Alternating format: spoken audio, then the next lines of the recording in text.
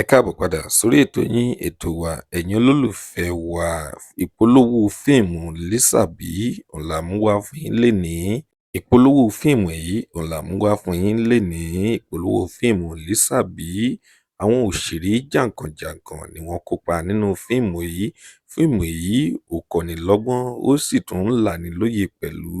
Fíìmù jagunjagun ni fíìmù tó jẹ́ wípé wọ́n ja ogun nínú rẹ̀, ṣùgbọ́n pẹ̀lú bí wọ́n sì ṣe jagun tó, wọ́n sì tún ń kọ́ni lọ́gbọ́n, wọ́n tún fúnni lóye pẹ̀lú nínú fíìmù náà. Fíìmù Lísàbí ó jẹ́ fíìmù tí ọ̀pọ̀lọpọ̀ àwọn òṣèré jàǹkànjàǹkàn, àwọn òṣèré ìlúmọ̀ọ́ká ni wọ́n kópa nínú fíìmù Lísàbí. Púpọ̀ lára àwọn òṣèré yìí ni ó jẹ́ àwọn òṣèré tó jẹ́ A-actors. Ẹ kúkú mọ àwọn òṣèré tí wọ́n pè ní àwọn òṣèré àti àwọn òṣèrébìnrin tí wọ́n ń pè ní A-actors and A-actresses.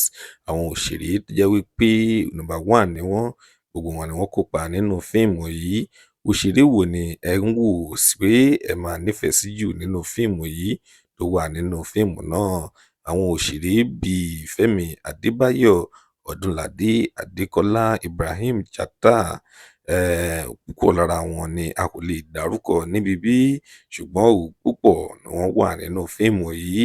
Ẹ tẹ orúkọ òṣèré tí ẹ bá ń wò wípé ẹ máa nífẹ̀ẹ́ sí jù, ẹ tẹ̀ sí comment section ká lè sọ̀rọ̀ nípa rẹ̀. Lónìí a kò ní rí jù báyìí lọ. Tó bá jẹ́ ìgbà àkọ́kọ́ tí ẹ ń wo fídíò wa nìyí, ẹ jọ̀wọ́ ẹ tẹ subscribe button. Ire lójú gbogbo wa máa rí o, tó ń tọ́jú mi ọjọ́ rẹ̀ ó dìgbà.